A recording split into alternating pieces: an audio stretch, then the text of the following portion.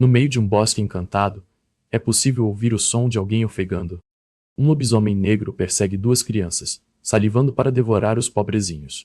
O corajoso jovem de cabelo ruivo diz que não ia deixar o lobo tocar na garotinha. O lobo de 3 olhos nem liga para as ameaças do garoto. Sem pensa 2 vezes, a fera salta para abocanhar eles.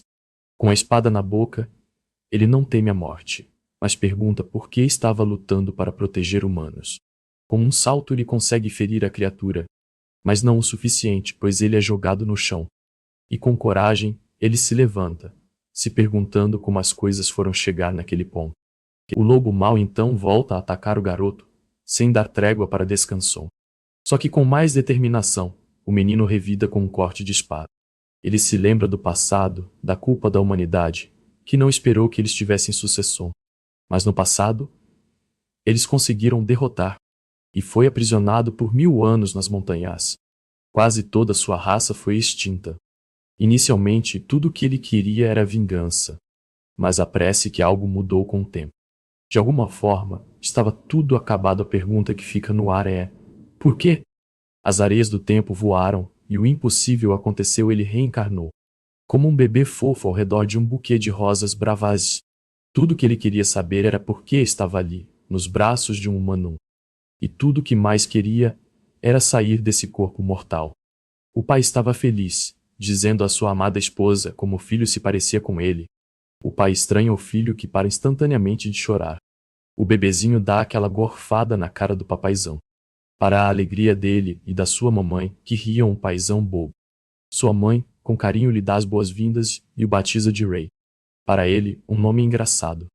Então se passam 4 anos, 4 prósperos anos numa vila com todo o encanto das fadas e criaturas da floresta.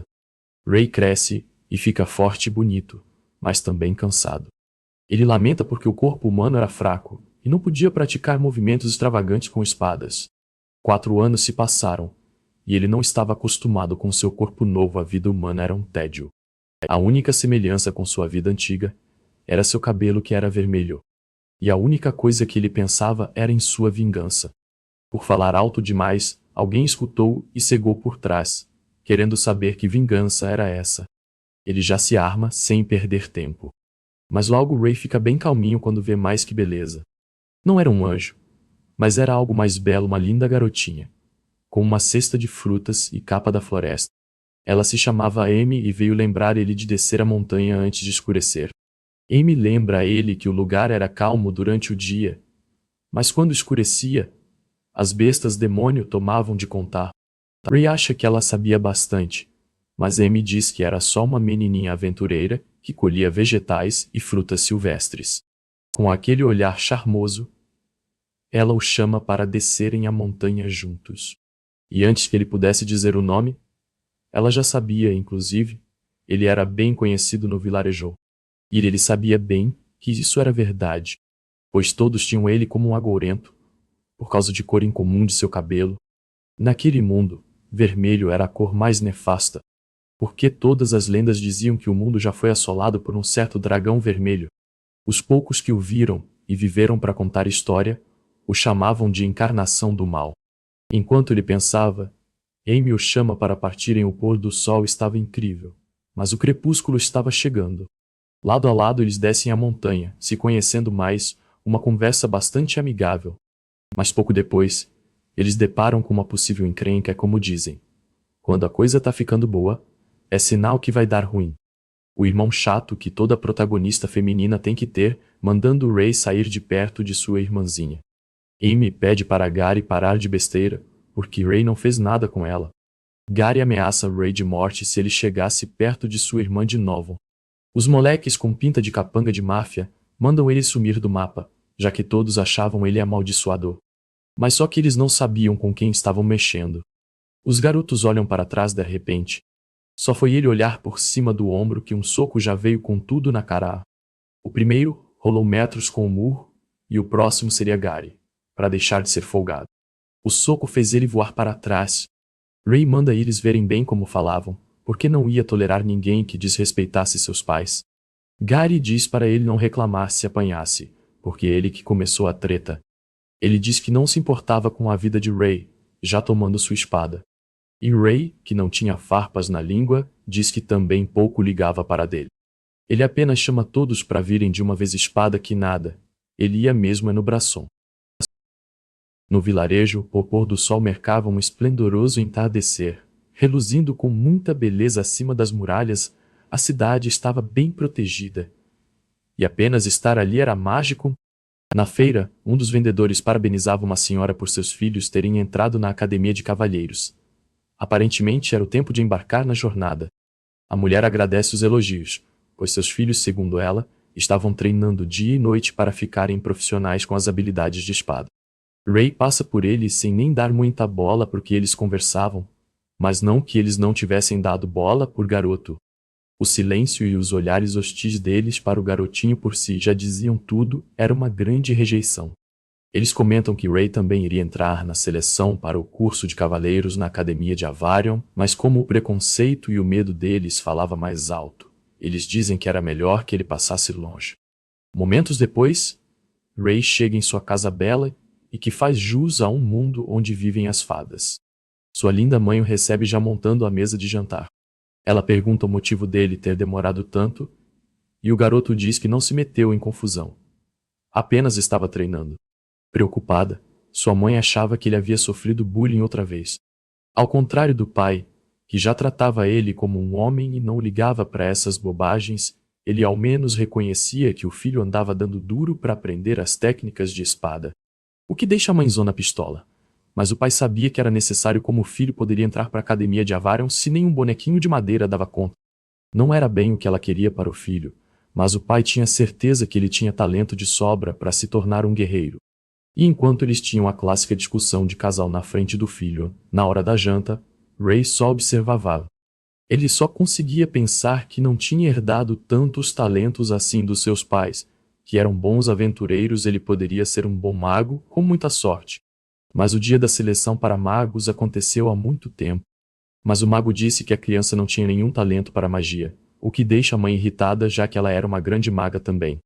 O mago ancião disse que para ele não tinha mais volta. Ray, bem, fica irritado, pois embora fosse uma criança, na verdade, ele era a encarnação e um dragão. No fundo, ele tinha talento para isso. Era um ser místico na forma de um humano fraco. Mas aparentemente, um dragão reencarnado não podia usar magia, isso era mesmo uma pena. Mas isso não foi o fim da picada, pois seu pai tinha algo mais valioso para ele. Como presente de aniversário, o garoto dragão recebe uma espada de 2 gumes. Ele diz que embora o filho não pudesse se tornar um mago, ao menos, seria um espadachim de respeito. Era a situação perfeita se ele pudesse se tornar um espadachim. Sua vingança contra a humanidade estaria garantida. Batendo o talher na mesa, as lembranças acabam com o sentimento de raiva que ele sentia pela humanidade. Ele odiava todos, menos os 2 que estavam em sua frente e seus pais que ele tinha muito carinho. Mas assim as coisas seguem, e a noite chega. O som de vento frio e cometas e estrelas cadentes caindo do céu numa noite mágica. Mas para Ray, era a hora mesmo de treinar. Ele arma o boneco de treino para uma sessão de nível 1. Onde há um bom tempo ele tentava vencer o boneco. Um treino básico de ataque e defesa com escudos, onde Ray disse que já tinha manjado essas técnicas e movimentos. Ele toma pose após a investida. E diz que agora tinha que apenas enxertar falhas na defesa do boneco. Ray desvia de um corte do boneco, que exibe um buraco em sua defesa. Era agora o momento do contra-ataque. Mas o coitado acabou tropeçando em uma pedrinha. E perdeu todo o equilíbrio da investida. Ele acabou acertando a pilastra de madeira com tudo, para dizer que não acertou alguma coisa.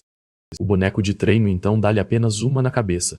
Com um galo na cabeça, ele lamenta não estar conseguindo enquanto o boneco desativa a programação de treino. Isso leva Ray a duvidar se ele poderia realmente se tornar um espadachim. E nem as lembranças mais recentes ajudavam nisso, pois ele se lembra que tomou foi um couro de Gary, o irmão de Ami. O malandro conseguiu derrotar ele com um saquinho de moedas, mais humilhação que isso não existia. Gary ainda o inferiorizou, dizendo para Ray acabar com esse sonho de ser um espadachim e procurar algo mais no nível dele. Aparentemente, essas palavras e situações eram parte da vida dele. Ray apenas aceita e se levanta sem tempo para ficar se martirizando com o passado. Ele manda o boneco se preparar para mais uma rodada, é hora de treinar, e não ficar com chororão. E em outra residência, as coisas não estavam mais leves. Amy diz que Gary havia passado dos limites. Gary apenas disse que se Ray continuasse chegando perto dela, ele ia apanhar até o cachorro aprender a miar. Amy é bem doce com ele, dando uma cacetada na cabeça dele que deixa um galo daquele tamanho. Só que ele achou algo mais estranho em sua abraçadeira. Era uma marca de amassado das mais estranhas que ele já havia visto, e isso só poderia significar uma coisa. No dia seguinte, o sol brilhava forte acima da floresta, encantando uma paisagem digna de uma boa poesia. E mesmo de longe, Ray avista a silhueta de uma pessoa nas elevações. Ele já sabia de quem se tratava. Era a pequena Amy, toda nervosa e envergonhada do que aconteceu no outro dia. O rosto dela cora, e ela queria falar com ele, ao menos para não ser mal educado. Na verdade, ela queria muito falar com ele. E sem se conter mais, ela dá um bom dia cheio e vigor para o garoto. Ray pergunta se ela ficou ali apenas esperando ele, onde ela diz que sim, que estava querendo se desculpar pelo que aconteceu. Ray apenas recusa as desculpas, porque além de não ter sido culpa dela, ele que não foi forte o suficiente. Amy mareja os olhos, com uma certa pena do rapaz, e por ele não ter aceitado suas desculpas. Ray apenas bufa, entediado que todos os humanos eram cheios de problemas. Então, para não fazer uma desfeita, ele pega uma maçã da cesta de frutas de Amy. Ele aceita as desculpas da mocinha, achando um saco que os humanos choravam e riam por qualquer coisa. Longe dali estava a casa da família Talene, onde os cavaleiros e aventureiros se reuniram. O pai de Ray, Jack, estava discutindo com o líder da guarnição sobre uma criatura que havia atacado alguns aldeões na borda do Reinon. Algumas pessoas haviam sido infectadas pela coisa, estavam delirando, e os cavaleiros vieram pedir a ajuda dele. A esposa estava preocupada que isso ia ser perigoso demais, e pede para ir junto, mas Jack diz que não seria necessário. Com um sorriso que demonstrava toda a confiança que ela tinha em seu marido protetor, ela apenas diz para ele tomar cuidado. Nas montanhas, um lindo entardecer dourado deixava o treino cansativo de Ray um pouco mais belon. Suado, ele olha para Amy que estava sentada mais atrás. A bela aventureira apenas lia um livro de conto de fadas, bem calmamente debaixo de uma macieira. O sol atenuava ainda mais a beleza dela, com uma chuva de arco-íris. Isso é o suficiente para atiçar Ray, fazendo seu coração bater mais forte. Mas o garoto logo dá tapas na própria cara, dizendo para si mesmo para se recompor, pois ele estava sendo afetado agora por sentimentos. Ele então vai até ela e diz que era hora de voltar. Eles então saem andando, Ray indo na frente porque não queria se arriscar e olhar para Amy e sua beleza outra vez. Mas Amy é mais rápida e passa na frente observando bem os ladosos. Ela diz apenas que estava tentando ter certeza que Gary não ia aparecer de surpresa e ferrar tudo outra vez. Ray, por sua vez, nem estava acreditando que uma garota humana estava protegendo ele. Ray pergunta se ela não estava preocupada em ser vista com o garoto mais agourento da região, apenas para ouvir da garotinha que ela estava nem aí para rumores idiotas das pessoas. A graça e beleza dela eram inigualáveis, dizendo que uma cor não significava nada e tinha seu próprio caminho a seguir. O que faz ele logo se lembrar do que Gary disse e ver que Amy era tudo o que seu irmão babaca não era, e aquilo que ele jamais imaginava. Ele fica feliz até demais. Ele a agarra pelos ombros e agradece agora. A pobrezinha que fica vermelha, mas de vergonha. Em pouco tempo eles estavam de volta ao vilarejo encantado, com uma aura arco-íris brilhante e mágica. A noite chega e em sua casa, Ray Talene estava pronto para mais um treino. O boneco de treino ativa sua programação. Ray cospe nas mãos e saca a espada de treino. Assume a posição de combate. Com a espada na boca, ele estava pronto para uma nova investida bestial. Ele salta acima do boneco de treino já preparando o golpe. O boneco erra a investida, mas Ray acertou com tudo, e ainda pousou com estilão. O boneco estava estático, com a espada em mão, tremendo e fazendo barulho de madeira de fantoche batendo. Com os olhos verdes, ele diz que o nível 1 acabou de ser superado. Uma vitória incrível para Ray que salta de alegria. O treinamento duro surtiu efeito. Ele comemora porque seu pai disse que ele poderia entrar na academia de Avarion se passasse pelo nível 1 do boneco. Mas é aí que ele tem uma surpresa.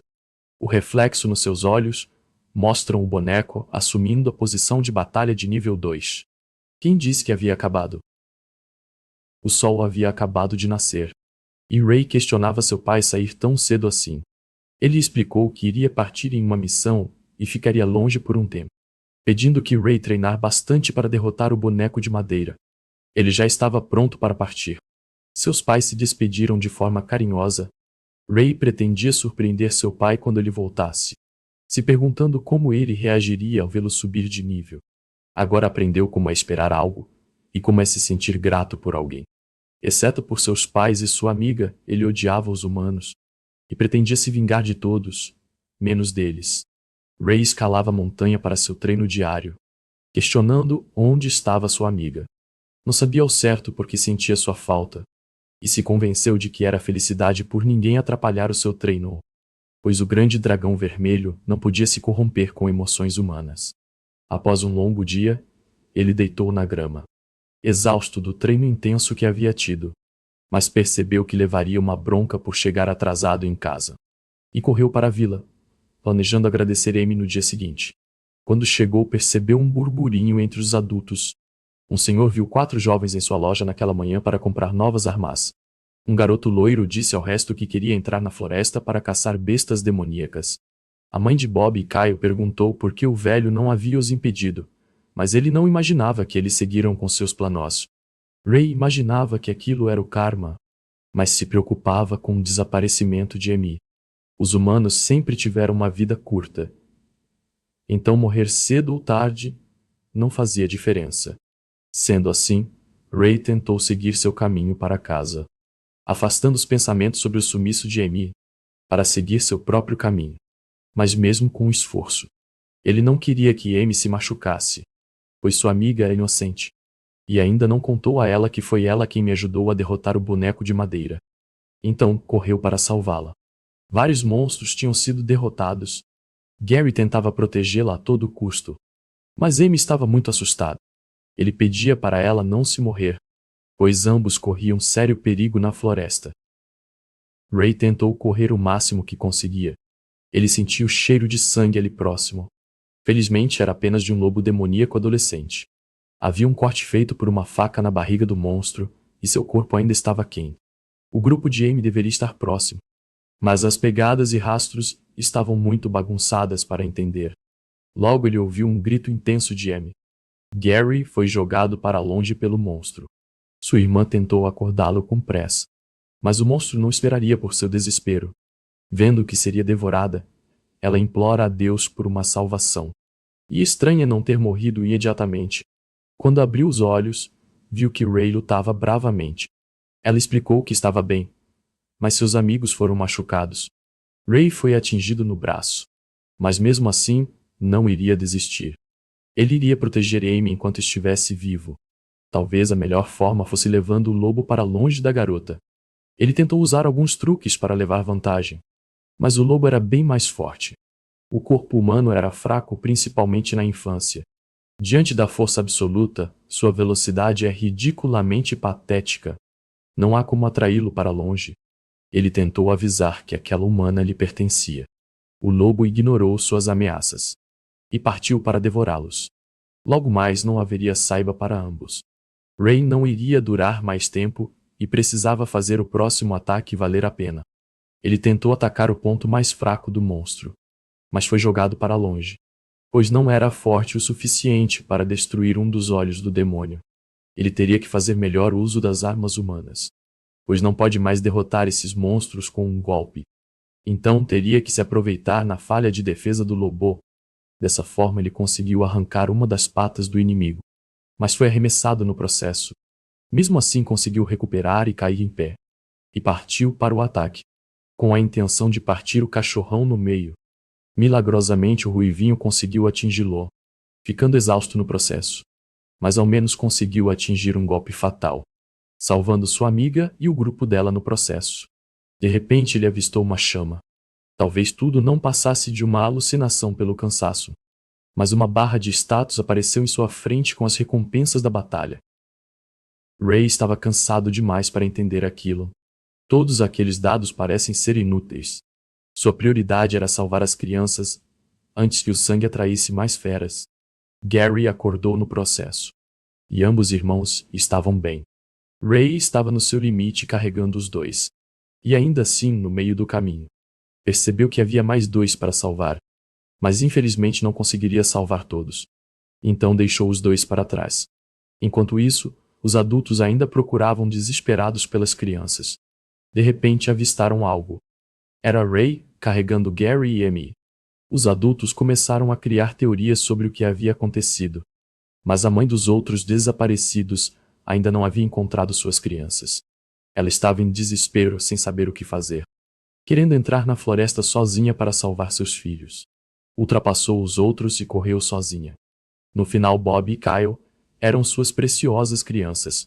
E desejavam sinal de vida deles. Mas a floresta era perigosa demais. Então ela voltou correndo. Furiosa e se sentindo incapaz. Descontou sua frustração em Ray, acreditando que ele trouxe desastre para seus filhos. Os outros cochichavam sobre ele ter atraído as crianças para a floresta, querendo que ele falasse o que havia acontecido de verdade. E começou a apanhar de graça pela velha. Ray falou que eles estavam na floresta. A velha cebosa esqueceu que Ray é apenas uma criança e perguntou por que havia deixado seus filhos lá, afirmando que isso era imperdoável. Os outros estavam desistindo de ajudá-la a recuperar seus filhotes. Eles estavam tão cegos pela superstição do cabelo vermelho que esqueceram que Ray também era humano. Eles só o viam como um monstro. Essa rata imunda culpava Ray por não ser capaz de proteger seus filhos, sendo que a culpa era totalmente dela. O ruivo pensou que iria morrer novamente. E quando estava quase indo de arrasta, alguém o defende. Era o Gary. Os camponeses sem cérebro da vila diziam que ele estava controlando o corpo de Gary. Mas o loiro ordenou que ninguém tocasse naquele que o salvou. Ray tinha pesadelos com a velha Coroca. E com o exército que o matou em sua vida passada. Quando abriu os olhos, percebeu que estava vivo. Sua mãe estava ao seu lado, esperando que ele acordasse. Ela chorava com tudo aquilo, pois seu filho havia sofrido muito. Ray não entendia como os humanos podiam ser tão bonitos e cruéis ao mesmo tempo. E tentou chamar a atenção de sua mãe. Por um momento ela imaginou estar sonhando, dando um abraço bem apertado nele. Ray pergunta por quanto tempo ele dormiu.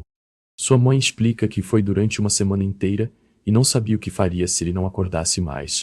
O ruivo também questiona como estão as crianças que ele salvou. E a mais velha responde que estão bem, mas Bob e Kyle ainda não foram encontrados. Ela chegou lá quando Gary tentava explicar que Ray os salvou, só encontrando seu corpo machucado. E uma camponesa agressiva próximo a ele, furiosa, perguntou quem bateu em seu filho. A cebosa covarde não tinha coragem de enfrentá-la. Vendo que não conseguiria respostas, apenas pegou seu filho. Os outros temiam sua força. A rata começou a gritar por atenção, vendo que a situação não estava a seu favor. Todos achavam que a culpa era do garoto, falando alto o suficiente para ela ouvir. E falou para seu filho não se culpar, pois Gary contou a verdade a ela. Em seguida, saiu para a cozinha algo para ele. O ruivo finalmente estava sozinho, e poderia tirar um tempo para pensar em tudo. Afinal, havia algo não resolvido, pois a barra de status não sumiu de sua frente. Ele tentou clicar no olho de dragão. De repente, algo ao seu redor mudou. Sua visão melhorou muito, fazendo ele ver através das paredes. Essa era uma habilidade que ele possuía em sua vida passada. Então ele poderia recuperá-las uma por uma. Havia uma recompensa a mais. Mas antes que pudesse pensar, sentiu um cheiro estranho. Sua casa estava pegando fogo. Sua mãe correu para buscá-lo e o ajudou com sua magia. Ele usou sua habilidade de olho mágico para ver o que havia acontecido lá fora. Ele viu a mãe de Kyle e Bob com fogo nas mãos. Os camponeses já estavam achando que Ray trouxe outro desastre. Felizmente, ele e sua mãe haviam saído ilesos da casa. Ela trabalhava arduamente em sua magia para tentar apagar o fogo. Os outros não ajudavam, só falavam mal. Mas ela só se preocupava com o bem-estar de seu filho, pois aquela situação seria assustadora para uma criança comum. Ele a tranquilizou dizendo que sua magia era maravilhosa. Mas no fundo, o ruivo estava muito preocupado, pois aquilo significava que os outros queriam sua morte. Então ele deveria se vingar. Ray saiu para treinar cedo no dia seguinte. O garoto estava cheio de ânimo, pois agora teria suas novas habilidades para usar. Perto dele, os monstros pareciam ser fracos e não seria muito difícil.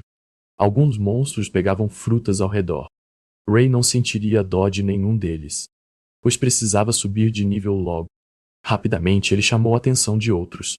E após matar 20 monstros, decidiu dar uma pausa.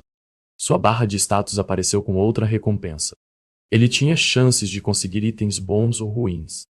Logo percebe uma movimentação estranha. Um lobo bebê estava ao lado do corpo de sua mãe.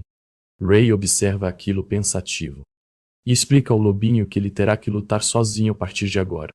Sua barra de status aparece com uma oportunidade de curto tempo. Ele tentou mesmo sem saber o que aquilo significava.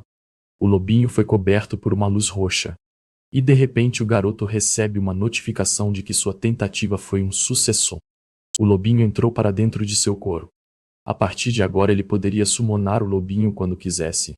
Além disso, Ray desbloqueou uma nova habilidade, mas não teria tempo para observá-la com calma. Alguém deveria estar por perto. Ao longe avistou 2 corpos. Eram das crianças desaparecidas. Ele finalmente as encontrou. Quando subiu a montanha para encontrá-los, só viu os restos dos coitados. Ele retirou suas roupas com cuidado e as colocou num balde com sangue. Depois saiu do local. Ao chegar em casa, sua mãe pede para ele pegar mais leve no treinamento, pois seus ferimentos ainda não se recuperaram por completo. Mas apesar de seus esforços, não conseguiu convencer o garoto a não treinar arduamente. Ray só escutou sua mãe após uma bronca bem dada. Tarde da noite na casa do ruivo. Ele dormia levemente. E de repente, acordou com algo em mente. Sua vingança seria concluída logo.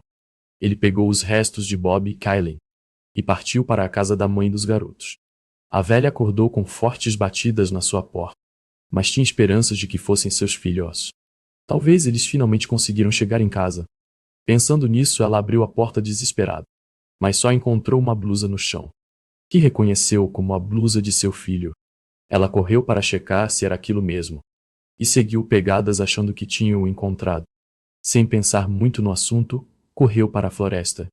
Todos os seus medos foram afastados pelo desespero e esperança que sentiu.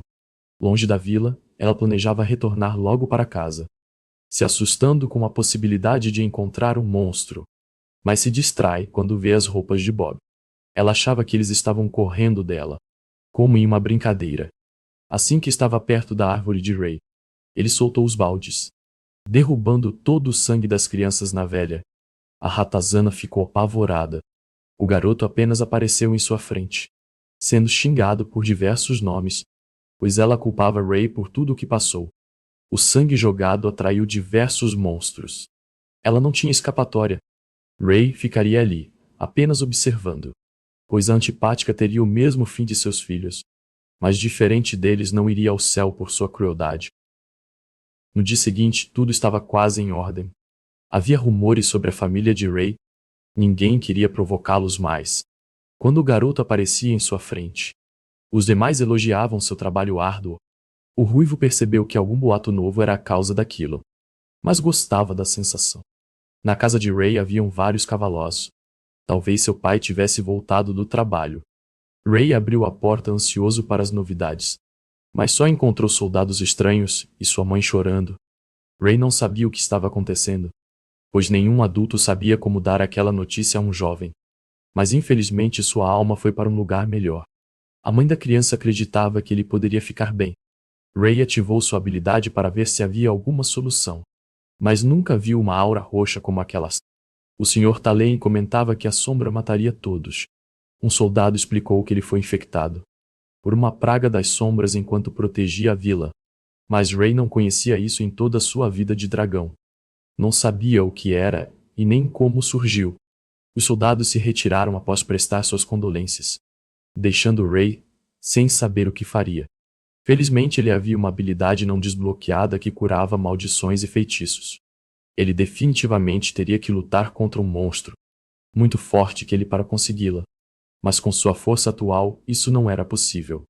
Ele perguntou à sua mãe se ficaria mais forte ao entrar na Academia Avrion. Sua mãe entende seu sentimento.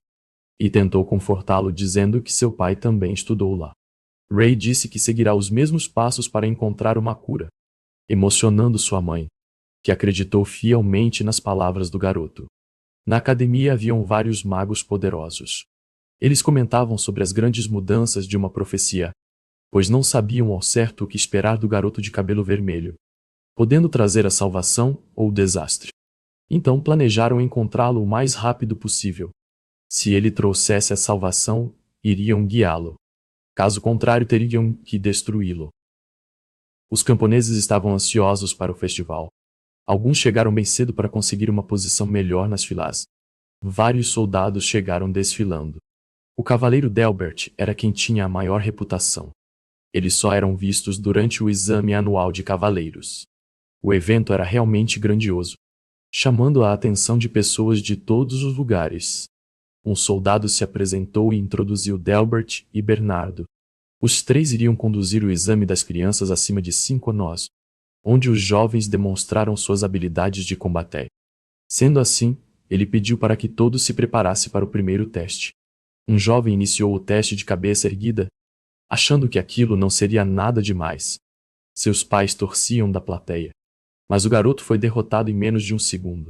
O Sr. Talen já havia avisado seu filho sobre aquilo, pois o primeiro nível do boneco de madeira tinha a força e velocidade de um adulto. Delbert acreditava que aquele local era uma perda de tempo, e não havia crianças talentosas lá.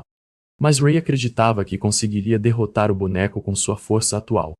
O cavaleiro Delbert insistia que os camponeses não valiam tanto a pena quanto os nobres. Mas seu colega discorda. Gary foi a primeira das crianças a passar no teste. Os outros sempre acreditaram no seu potencial. Mas o loiro só se importava em impressionar seu salvador, deixando Ray envergonhado na multidão.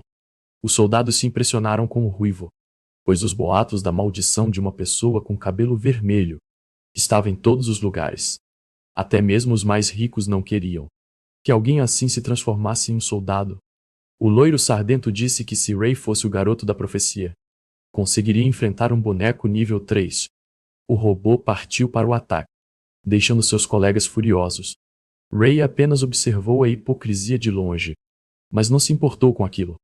O soldado moreno estava pronto para defendê-lo, mas Ray usou sua espada, impressionando o adulto e deixando Bernardo boquiaberto. Gary não poderia estar mais impressionado, pois seu salvador arrancou a cabeça do boneco de teste com um só ataque. Então anunciaram o resultado. Ray era uma promessa de mudanças positivas e havia passado no exame com sucesso.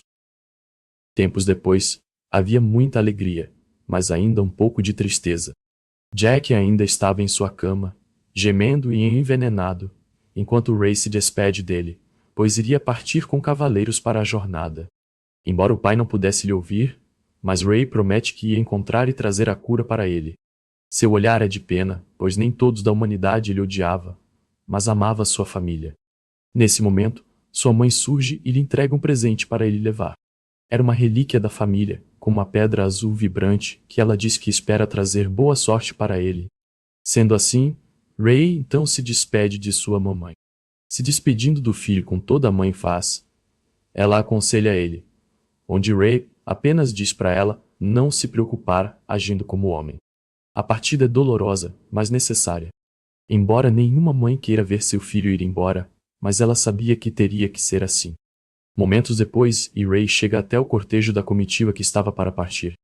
Winford manda Ray entrar na carruagem, pois outro moleque estava esperando ele.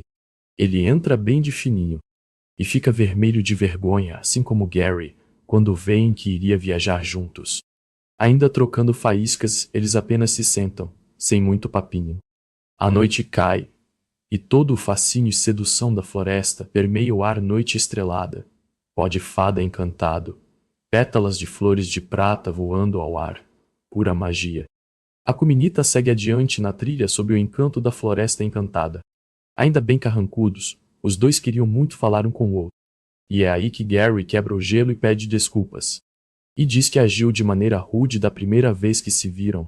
Ray diz para ele esquecer isso, pois ele era apenas um moleque de 5 anos. Gary diz que ele nem parecia que tinha 5 anos, mas Ray muda de assunto perguntando pela linda irmãzinha dele. a querida Amy. Gary explica que Amy foi para a Academia Roland, uma academia para magos, deixando Ray pasmo. E lá fora, a comitiva se depara com um contratempo. As carruagens param no mesmo instante. Eles olham para fora e percebem que havia uma fumaça densa ao redor. Winford grita à frente pedindo que a coisa estranha se identificasse. Pela silhueta, parecia uma pessoa de verdade. Era uma mulher, uma arqueira, Anne Wardick da Guilda do Passo Fugaz. O mestre Bernardo a ajuda, onde Anne diz que seu grupo foi atacado por uma besta das sombras inferiores. O mestre não comenta que nunca apareceu uma dessas por aí, mas Delbert diz que elas sentiram a aura do pelotão. Winford diz que eles estavam indo à cidade de Rainey e oferece uma carona, a qual Anne aceita. Ray fica intrigado que eles estavam indo para Rainey ao invés da Academia de Avarion. Eles explicam que os novatos precisavam passar 10 anos treinando em Rainey, desenvolvendo habilidades básicas de combate antes de irem para Avarion. Ray fica chocado, porque para ele que era um dragão, 10 anos era mesmo que nada. Mas não para um humano. O que o faz lembrar-se do pai, que não tinha todo o tempo do mundo para esperar o filho voltar para casa. E sendo assim, a comitiva parte novamente. Gary treme de medo, pois ele lembra que os cavaleiros gelaram de medo no dia que Jack foi atacado por uma dessas bestas. E nesse momento, eis que uma dessas feras surge no caminho. Ray entra em estado de alerta, assim como Winford, que manda toda a comitiva se preparar para o combate. À frente deles estavam bestas das mais grandiosas que poderiam existir naquela região. Várias delas. O bando de ursos das sombras era liderado por uma criatura maior, o alfa do bando. Era Rei Urso caído, infectado com as sombras inferiores, deixando os guerreiros alarmados. As criaturas rugem um som aterrorizante, se preparando para atacar, não queriam menos que carnificina. Winford então dá a ordem, e os outros guerreiros empunham suas armas. O mestre Bernardo monta guarda, junto aos guerreiros da vanguarda. Mas sente um urso se aproximar de forma sorrateira. O monstro então aplica um ataque rápido, surpreendendo eles. O mestre não vê que não dava tempo de se agachar. Então prepara seu machado para um golpe. O sangue rapidamente espirra no ar. Mas não pelo mestre. Porém Ray surpreende o inimigo e corta a garganta do urso. O mestre não elogia a atitude e manda eles se prepararem.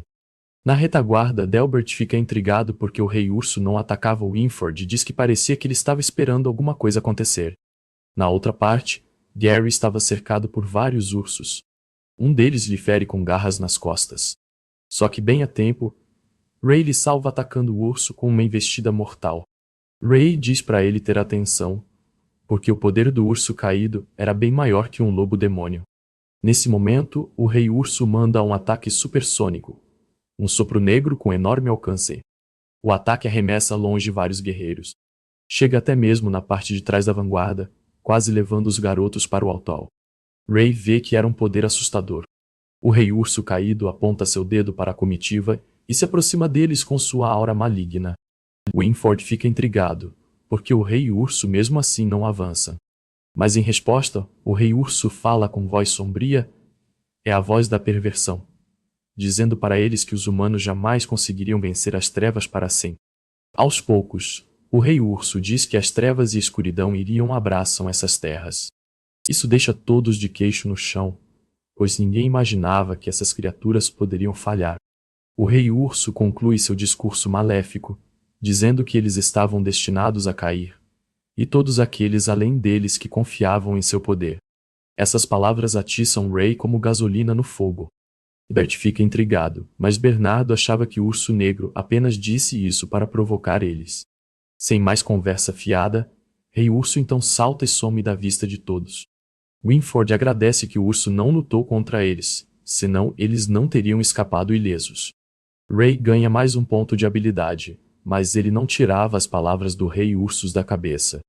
Winford então parabeniza Ray e Gary pela coragem e boas habilidades. Mas bem distraído, Ray pergunta se os cavaleiros já haviam encontrado bestas que falavam. Winford diz que elas não apareciam com frequências pelas fronteiras e para ele foi a primeira vez que viu uma que falava. Mas o que de fato estava intrigando ele era o fato de Ray ser tão calmo como uma criança naquela idade podia ser assim. Já para Delbert, restava algo mais sombrio. Restava o ódio que ele sentia pela criança agourenta. Seguindo adiante, eles finalmente chegam na cidade de Rainey, mesmo de longe. Já se podia sentir o cheiro de vinho, queijo e campos floridos debaixo do céu nublado. Winford vai até um dos soldados que guardavam as muralhas, para saber o porquê tanta gente montando guarda. O soldado explica que o reino de Alura estava em alerta âmbar e a cidade em lei marcial. Ao ver que até mesmo Alura estava em apuros, Winford presta bastante atenção em Ray. E se pergunta se aquele moleque era o escolhido para trazer redenção para a raça humana. Ray, encarando a beleza magistral das construções de mármore, só consegue se lembrar de sua missão tornar-se um cavaleiro, custe o que custasse. E 10 anos se passam a bela e esplendorosa Catedral Branca dos Cavaleiros reluz magicamente com a luz do sol. Na sala de aula, a professora pergunta que outras habilidades os cavaleiros poderiam usar já que não usavam magia. Gary mostra que era o nerd da parada e responde que era o que pode fortalecer o corpo e aumentar todas as outras skills de combate. A mestra parabeniza o preparo do garoto e pergunta se Ray podia dizer o porquê, o que devia ser cultivado depois dos 15 anos de idade. Gary quase surta porque Ray não estava lá, estava gazeando ao lão. Ele dá aquela forcinha ao amigo, dizendo que Ray tinha ido no banheiro. Logo Naslávia, outra prodígio da turma, responde, e diz que é depois dos 15 que o corpo está maduro o suficiente para suportar o peso que o Ki inflige no corpo humano. Naslávia olha para o assento de Ray, se perguntando onde diabos ele estava. A professora diz que eles iam praticar o caminho do cultivo, então que aprendessem por que isso ia ajudar eles no futuro. Longe dali, em alguma parte nas montanhas, a coisa não estava mais calma. Um javali demônio estava de frente para um lobo demônio, onde parecia que o couro já estava comendo por ali. E logo, uma voz manda o lobo atacar com tudo, e o nome do lobo era Nova. Nova manda ataques de cortes de garras de energia. A onda de ataque corta o javali o jogando no chão com força. Mais atrás, Ray controlava o lobo Nova com a habilidade de núcleo bestial. O treino foi bem sucedido e ele absorveu a energia. Após isso, ele faz um carinho em Nova, que aprecia ser sua mascote. Ray a chama para ir, dizendo que iam fazer aquele furdunço se ele se atrasasse outra vez. Porém, Winford o surpreende pelas costas, tendo acabado de chegar de missão. Ele reconhece a sagacidade do garoto, que consegue dar aquela escapada mesmo estando debaixo de segurança estrita. O jovem Ray Talene. Na caminhada de volta, Winford reconhece que ele cresceu muito, em tamanho em 10 anos. Ray até brinca dizendo que em 10 anos, Winford não tinha nenhuma ruga, mas o cavaleiro diz que era segredo, e que já tinha ouvido falar das escapadinhas dele. Ray diz que se o alerta âmbar não tivesse sido ativado, teria sido difícil para ele dar essas escapadas. Winford retruca dizendo que ele tinha muita sorte. Porque se os guardas do isolamento externo tivessem pegado ele, eles não iam ser tão educados assim. Só que mudando de assunto, Winford diz que esteve na casa de Ray. O garoto congela os passos na hora. Ele diz que a doença do pai dele, Jack, não piorou, sua mãe cuidava bem do marido. Aliviado, Ray agradece a gentileza. Mas isso era só a casca, porque por dentro ele ainda estava preocupado e focado. Nos últimos 10 anos, fizesse chuva ou sol, ele treinou duro. Mas não foi o suficiente para despertar suas novas habilidades. Igual era no começo, tudo ainda parecer sem sentido. Mas pegando no ombro dele como um amigo ou mentor, Winford encoraja ele, pois o dia seguinte, eles iriam para a academia de Avarion. Deixando o garoto todo sem jeito, eles seguem o caminho de volta. No corredor de passagem da catedral, um dos instrutores dava uma bronca num guarda por Ray ter escapado, mas o guerreiro diz que sem o alerta âmbar, não havia razão para parar uma simples criança. Mas Aaron estava inconformado, só que é interrompido por Winford, que já chega o cumprimentando. Surpreso, ele se vira para cumprimentar, mas vê quem estava acompanhando o cavaleiro. Aaron não perdoa e já dá aquela lapada em Ray e uma bronca por ele ficar de fugidinha toda vez. E eles continuam a birra. A velha e clássica birra de aluno e sensei que não pode faltar é uma beleza, né? Momentos depois, uma multidão está reunida na praça de Rainey. A beleza reluzente das estruturas era como um cristal, e um rio azul passava no meio do castelo. Ray logo vai de encontro com Gary, que parecia um pouco preocupado. Naslávia apenas estava de olho neles, linda e reluzente como um diamante. Nesse momento, um dos cavaleiros toma um pergaminho e recita os ritos de anúncio. Ele era o assistente Lancey e leu o rito cerimonial que no dia seguinte, todos eles seriam levados para a Academia de Avaron. A jornada iria durar 7 dias e todos deveriam obedecer às suas ordens se quisessem chegar lá inteiros, e toda a multidão grita, "Entendido!" Mais atrás, Winford então explica que definiu a rota de viagem passando pelos pantanós. O cavaleiro fica em choque, porque os alunos ainda eram crianças para passarem por lá. Winford estava mais confiante e diz que isso era um teste mais que digno para quem queria se tornar um cavaleiro. Dessa vez, quem disse que tinha apenas um cabeleira vermelha tinha no bando. Pensaram errado. Muito errado mesmo. Eles estavam mais que preparados. No dia seguinte, a comitiva estava reunida na entrada de Raine. A aurora dourada é uma visão magnífica e torna o momento mágico. Os alunos apenas esperavam nas carruagens. Kyle, o de cabelo ruivo raspado, pergunta por que eles não usavam o serviço de teleporte e iam poupar um tempão fazendo isso. Dan apenas diz que, diferente da academia de Roland, a academia de Avaron não tinha serviço de teleporte. Naslávia logo entra na conversa e diz que parecia que eles nem prestavam atenção nas aulas. Para dizer bobagens assim. Com a classe maior que sua beleza, ela explica que não podia ter serviço de teleporte lá. Se os inimigos tomassem a fortaleza, poderiam invadir instantaneamente outras academias sem problemas. Eles são obrigados a ficarem na deles e concordarem a inteligência da prodígio. Bem tímida, ela até vira o rosto. No entardecer, os campos verdes são iluminados com a visão gloriosa do pôr do sol. Eles se aproximam das ruínas de um castelo e se preparam para acampar. Gary chega em Ray e diz que notou Naslávia olhando para o ruivo. Gary pede para ele dar aquela olhadinha, só para ter certeza. E pois não é que era verdade. Naslávia se vira jogando tudo para ar, vermelha que nem um camarão. Ray achava que era por conta de seu cabelo vermelho, mas Gary diz que nem pensar, tinha muito mais gente ali com cabelo vermelho além dele.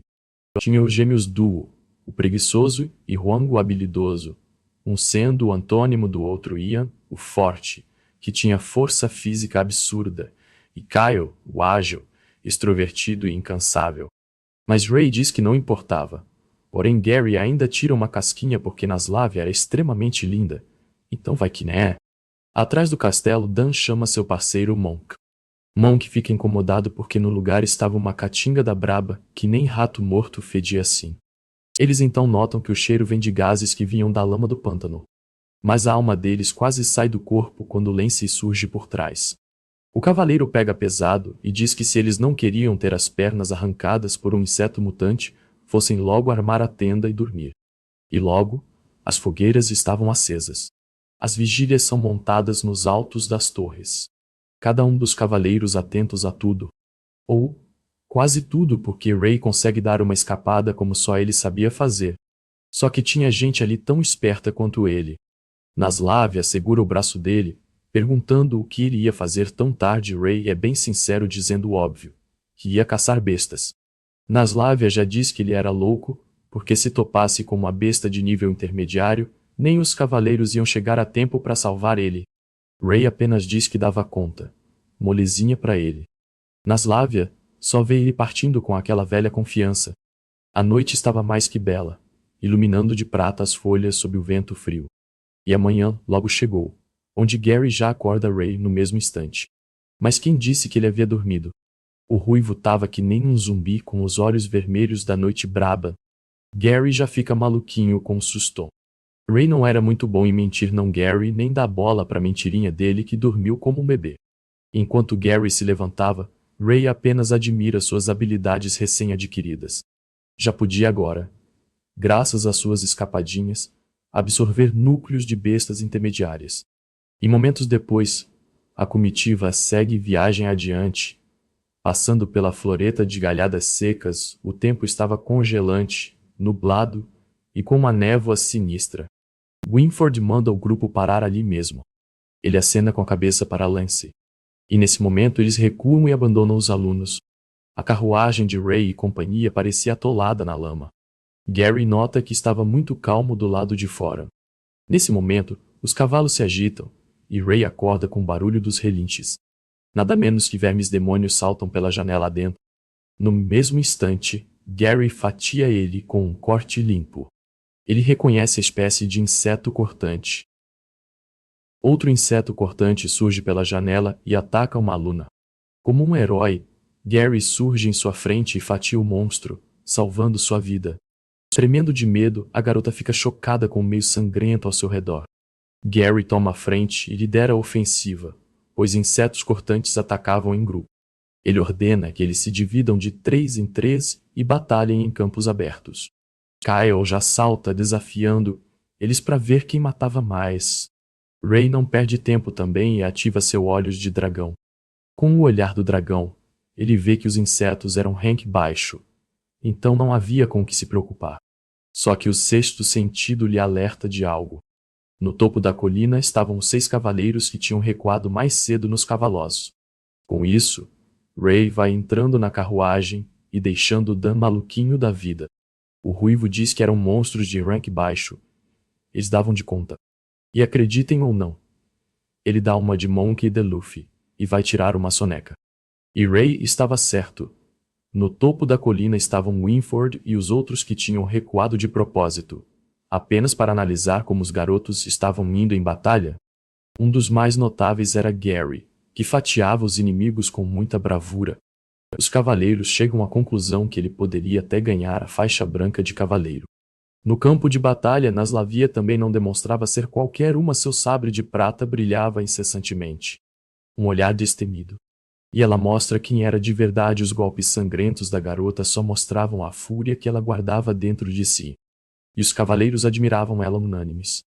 Nesse momento, o chão do campo de batalha explode em uma cratera.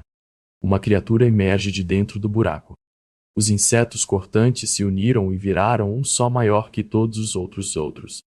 Os alunos tremem de medo diante da criatura. Um deles tropeça e o minhocão tenta abocanhar o infeliz. Mas Ian não permite e ataca o bicho com uma ombrada explosiva brutal. Com a fúria de um touro selvagem, ele rasga os insetos com as mãos nuas. Os gêmeos Du e Huang também não ficam para trás e mostram suas habilidades com adagas. E sempre sorrindo, o extrovertido Kyle despedaça os insetos e completa a formação implacável dos ruivos. De longe os cavaleiros nem pensam em intervir. Apenas assistem com prazer à força dos cabelos vermelhos. Estava quase acabado. O dia ainda estava nublado e frio, mas não o sangue deles, que fervia pela batalha com Ian, que encoraja os novatos. Winford vê que Ian não era apenas músculos, mas também sabia como cuidar dos colegas e se preocupava com eles, o que era muito raro, a atitude de um verdadeiro líder. Ao contrário de certas pessoas que só se preocupavam em tirar uma soneca. Na verdade, quem seria o verdadeiro escolhido da profecia, hein? Bem, depois disso, a comitiva segue adiante. Kyle estava feliz porque matou mais insetos que todos os outros, até Dan reconheceu isso. Enquanto a charmosa com cabelos de cereja cuidava dos colegas, Dan se gabava que alcançaria a faixa branca. Gary parecia bem desinformado, porque nem fazia ideia o que era isso. Dan explica que cavaleiros também possuíam classificações. Os cavaleiros que os protegiam, por exemplo, eram todos escudeiros da faixa branca, o mais alto nível. Quem possuía esse cinto tiveram suas habilidades pessoalmente reconhecidas pelos próprios cavaleiros. E haviam vários outros, como a faixa verde, preta, vermelha, cada uma com seu nível. A mais baixa era a faixa vermelha. E quem alcançava a branca não só ganhava um tutor, mas como também uma recompensa. Os que pegavam faixa vermelha eram tratados que nem lixo, ganhavam treinamento básico e ninguém ligava para eles. Ray pensa, porque se pegasse a vermelha, ele não poderia mais caça bestas e poderia ganhar uma classificação mais alta como a do Rank Crystal. Agora seu objetivo era conseguir a faixa vermelha. Depois de dias de viagem, eles finalmente chegam na cidade sede de Avarion. O brasão imponente da cidade acadêmica sibila e brilha ao sol. Eles descem da carruagem impressionados com o portão da cidade e com as impressionantes estruturas da cidadela. Ray perde o fôlego quando contempla uma das 7 maravilhas daquele mundo. A esplendorosa Academia de Avarion. Diz aí nos comentários. É magnífica ou não é? Dan e seu amigo não imaginavam que ela seria tão gloriosa quanto eles ouviram falar nas histórias. A academia era uma cidade inteira, e todo mundo lá era cavalheiro, e a energia vinha de cristais mágicos. Então, eles não usavam tochas. Gary vê que o vilarejo de nascença dele nem se comparava com Avarion. Lance pede para eles não sumirem da vista, porque se perder ali, era fácil até demais. Após conhecerem o pátio da cidade, eles chegam na armoraria, lugar onde armaduras bem lustradas e armas afiadas eram armazenadas. Próxima parada era a biblioteca, equipada com todo tipo de livro de todos os assuntos, matérias e até mesmo feitiçaria. Lance explica para Dan que até os funcionários são estudantes formandos que se voluntariam para serviços como bibliotecários. Por fim, eles se encaminham para os dormitórios, mas antes passam por uma praça monumental com estátuas em torno de um epitáfio, um lugar lindo. Mas ao redor desse monumento haviam diversas lápides. Ian fica intrigado, pois aquilo mais aprecia é um cemitério. E de fato, era. Lance explica que era o lugar onde eram enterrados os mais bravos guerreiros que morreram defendendo o reino de Alura. Esse memorial existia apenas para lembrar a eles da missão de suas vidas, sempre lutar por sua terra natal. O discurso inspira os alunos que gritam em uníssono. Mas Ray fica com aquele olhar sombrio.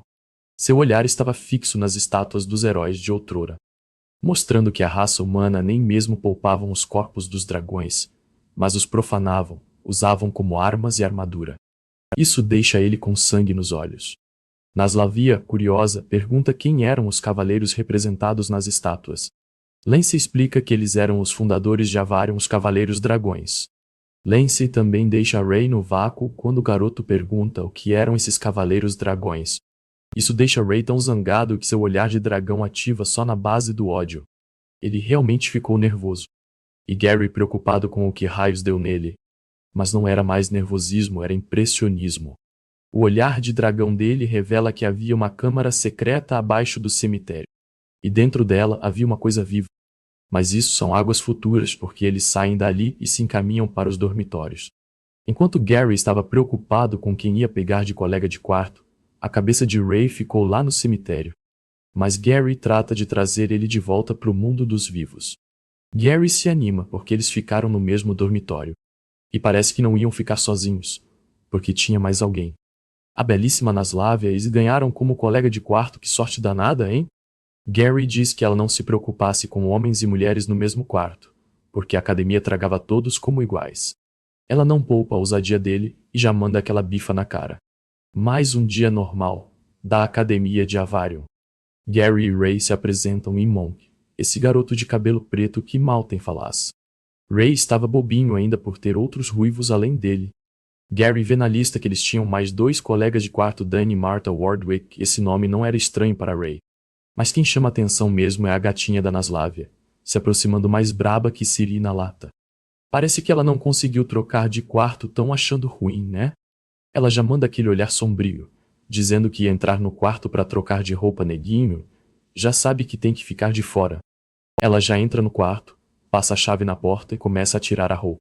Dan então aparece em seguida. Gary, malandro todo, diz que tinha uma barata dentro do quarto e a briga era para ver quem ia matar a bicha. O infeliz mal sabia que era pegadinha, e então já arromba a porta, onde eles contemplam a visão dos deuses. Coitado, ele viu o paraíso, mas depois que Naslavia fecha a porta, ele ia de fato para lá. Só barulho de tiro, porrada e bomba. Pois é. A felicidade de uns é a desgraça dos outros. No grande salão de jantar, Dan estava reclamando ainda da cacetada que levou de Naslavia. Mas Gary diz que valeu a pena a visão. Oh, se valeu. Hein? O coitado estava achando que Naslavia ia cancelar o CPF dele enquanto dormia, mas Gary diz que só foi oportunista. A gatinha malvada ainda estava irritada, botando terror neles. Mas deixando isso de lado, ela estava preocupada porque ia ter uma avaliação em breve. Mas os garotos só focam em aproveitar a comilança que era de gração. Naslavia, garotos sendo garotos. 2 gabolas mais atrás estavam zombando deles, dizendo que eles só podiam ter vindo de um lugar pobre para comer daquele jeito, como se nunca tivessem visto comida na vida. Eles dizem que os garotos não iam durar muito ali. Eles até tiram onda com o tamanho do Ian, chamando ele de abóbora selvagem. E se não bastasse, ainda falam dos ruivos. O Nag já foi sacando a peixeira para dar-lhe uma facada nele, mas seu irmão impediu-o. Monk diz que eles estavam passando dos limites. Ian manda ele se acalmar. Não valia a pena brigar com 2 pedaços de lixo desses. Um deles já vai dizendo pra no futuro evitar chegar perto deles. Mas graças a Deus alguém toma uma atitude e acerta esse merda no meio da cara. Ele já fica todo nervosinho, procurando o culpado por essa audácia. Então, já que pediu, ele toma na cara. Ray bate a cara dele com força na mesa e lhe dá uma chave de bração. A briga já estava formada, e o idiota estava desesperado. Ian diz que eles não o machucaram, mas Ray era sangue no zóio mesmo, e não estava nem aí. Naslávia pede para ele parar, pois isso ia causar má impressão na avaliação. Mas Ray diz que estava pouco se lixando e estava para quebrar o braço do idiota. Lance então chega no momento e manda ele parar. Ray, ainda forçando, diz que não tolerava bullying desde criança. Lance então, com voz mais firme, mande ele parar de novo. E acham que Ray estava ligando? Que nada, ele desloca o ombro do idiota e deixa ele agonizando. Os outros alunos ficam chocados. Ray diz que se não ensinasse uma lição a esse tipo de gente, eles voltavam e faziam de novo e de novo. Lance olha para ele com aquele olhar de psicopata, mas Ray diz que seu ouvido era que nem o de Lance, só escuta o que quer escutar. E sai com a moral toda, chamando Gary para ir terminar de jantar. Todos os alunos começam a defender Ray e dizer que foi bem feio para os 2 idiotas que começaram a falar merda e fazer bullying com isso. Lance não podia fazer nada.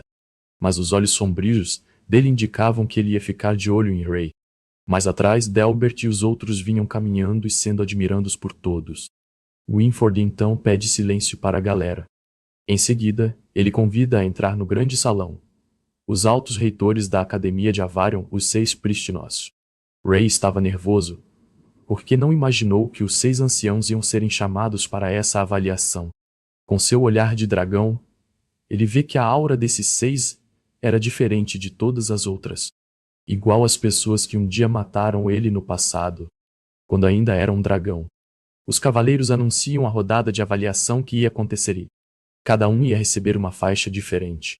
Se a performance fosse fraca, iam receber o cinto de faixa vermelha, ou seja, falhou miseravelmente. Mas tinha novidade mesmo se eles pegassem a faixa vermelha. Iam poder ser grandes no futuro, porque eram muito talentosos sós. Isso encoraja os alunos de maneira insana. Winford então deixa que Lance conduza o teste. Ele diz que ia fazer bem direitinho o trabalho. Os testes iam medir diferentes habilidades dos alunos. Os testes eram a Pedra do Poder, Inferno Abrasador, Passo Fugaz, Olhar da Precisão e Força Genuína. Esses eram os 5 testes que os alunos iam ter que enfrentar. A primeira prova ia ser a Pedra do Poder. Ela estava localizada no centro da exuberante arena circular.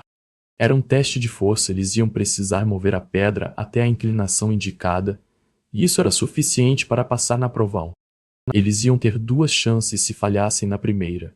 Iam poder usar uma luva mágica para aumentar a força. Gary já estava achando moleza. Ray estava cismado com isso, e então Lance anuncia que tinha algo para falar. Ele diz que, como reitor desse teste, ele desclassificou Ray de passar dessa etapa, o que deixa os outros indignados.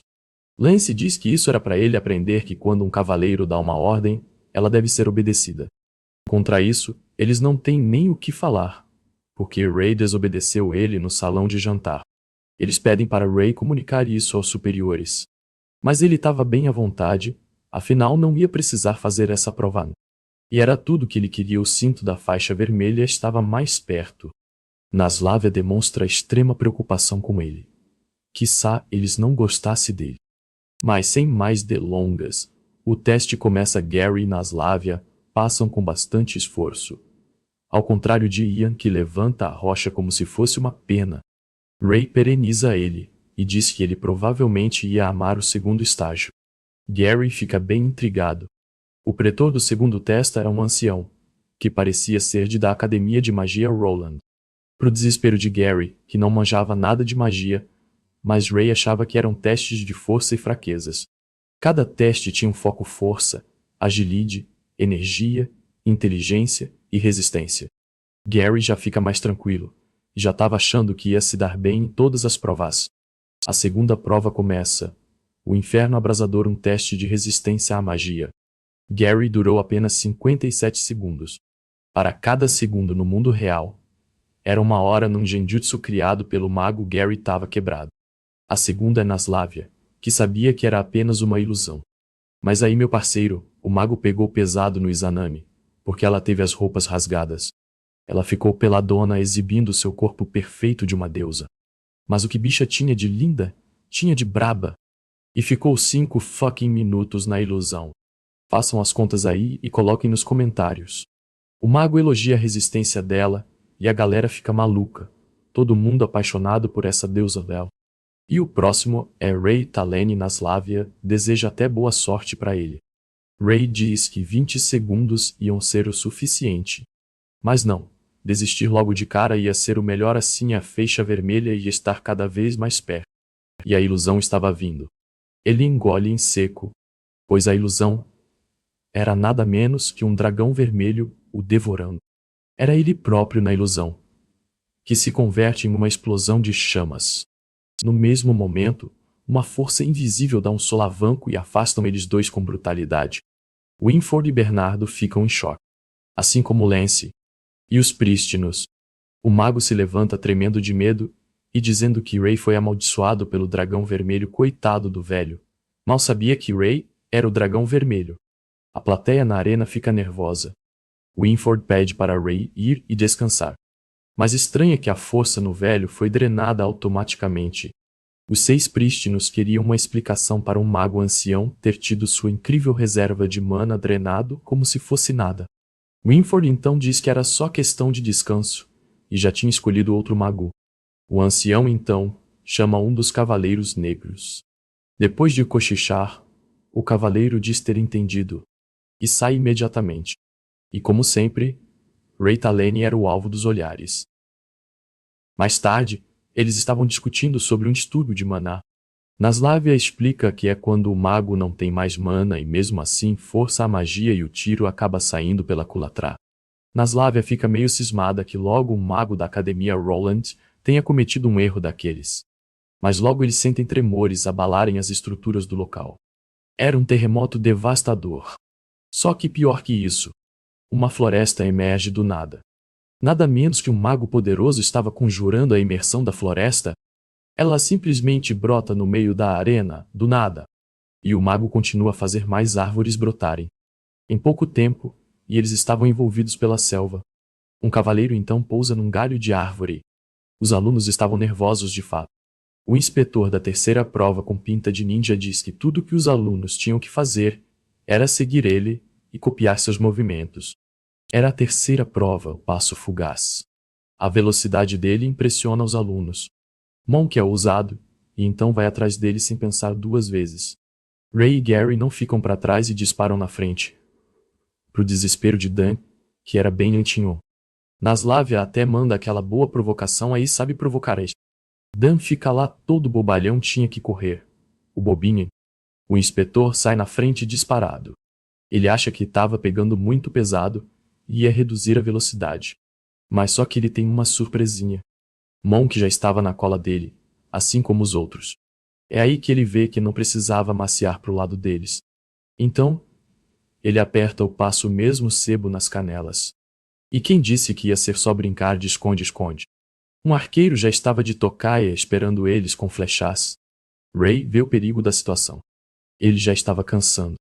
Mas ali não tinha espaço para respirar, e as flechas vêm voando com tudo. Ray percebe bem a tempo. Ele avisa os outros na eminência. Com muita habilidade eles desviam por muito pouco da chuva de dardos. Uma arqueira da guilda do Passo Fugaz fala pro inspetor não se segurar, tinha muitos alunos bons ali. A arqueira então manda os moleques se prepararem e pegarem um arco. Porque o teste de verdade ia começar, é agora. Eles estavam aplicando já a 4ª prova ao mesmo tempo. Iam testar a precisão deles com o arco. Os alvos já estavam passando pelas árvores. E ela não deixaria passar a quarta prova, o olhar da precisão. Ray então apressa o passo, não queria ser o último dali. E para isso, ele ativa seu olhar de dragão. Apelar um pouquinho nunca é demais. Sem dar trégua, uma flecha vem disparada imbuída com ki. Estava rápida demais, mas não era para ele. Com muita habilidade ele salva Gary da empalada. A flecha estava muito rápida, não dava para agachar. Mas a salvação dele foi outra flecha que colidiu e o livrou. A flecha sai ricocheteando e destruindo as árvores. Se pega nele, ele ia conhecer Jesus. Ray então vê que essa flecha foi airada forte demais para um simples teste. A aluna que salvou sua vida parece bem simpática. Só que mais outras vinham cortando o vento. As flechas vinham com força brutal, para matar mesmo. Alguma coisa estava errada ali. A flecha que veio antes estava imbuída por ki e não é algo que se deve fazer com aluno. Alguém realmente queria os matar. Ou talvez, matar somente ele. Ray e a arqueira então percebem onde o intruso estava. E arma uma flecha no mesmo instante. Inesperadamente o arco dele racha. E se parte no meio em seguida do nada. Agora ele podia chorar. Mas a arqueira estava lá. E manda uma flecha imbuída de ki na direção do intruso. O desgraçado era habilidoso e desviou sem problemas. A arqueira chegou meio tarde e ele fugiu bem a tempo. Ela fica intrigada. Porque quem era capaz de desviar facilmente de uma flecha disparada por ela? Seja lá quem fosse, alguém estava atrás de matar os estudantes. Eis o mistério da parada. A arqueira apenas dá a desculpa que ela atirou a flecha sem querer e manda eles seguirem com a prova. Ray, que não é besta nem nada, claramente vê que ela estava querendo tranquilizar eles. Realmente havia um intruso ali que queria a cabeça deles. E depois de um bom tempo, todos já tinham alcançado a linha de chegada. Naslávia fica chocada quando eles falam sobre o que tinha acontecido. Mas eles acharam melhor não reportar isso para os cavaleiros. Gary diz que com toda a certeza a arqueira sabia e tentou tranquilizar eles. O intruso devia ser alguém com habilidades de se infiltrar sem ser detectado. E essa pessoa poderia ser muitas, mas havia uma forte suspeita. Naslávia entende perfeitamente e suspeita do próprio inspetor ou um cavaleiro. Ray então sugere deixar a coisa rolar e ver no que dava. Mas estava curiosíssimo para saber quem era puto que tentou mandar eles de arrasta. O intruso então pousa fora da floreta, perto de um portão da arena. A arqueira então surpreende ele e o barra, no mesmo instante. Mirando ele na cabeça, ela pergunta o porquê ele tentou matar os novatos.